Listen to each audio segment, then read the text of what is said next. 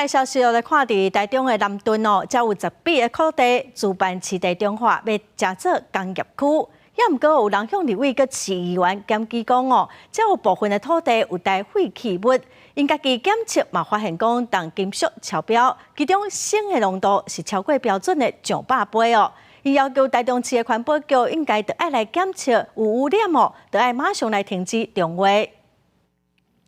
为空中翕开发中的土地，会当看到其中一地无生草啊，色嘛甲边的土壤无同。时代力量立委陈昭华，佮有台中市议员吴佩云接到陈情，讲这土地防弹废弃物有重金属污染，砷的浓度达到10公斤6087毫克，这么悬，是土壤管制标准的101倍，砷甲镍嘛拢超标。不该让重化变成可以偷盗、掩埋事业废弃物的这样的一个变相的偷鸡摸狗的这样的一个行为。陈景林嘛委托专业团队检测过去是沙石场的地点嘛出现重金属、锌甲铬超标。官团指出，各种重金属混合唔拿一种，推测有可能是正毒的集成灰。很多电子业可能也使用到砷，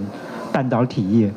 所以这可能来自于他们类似集成灰、飞灰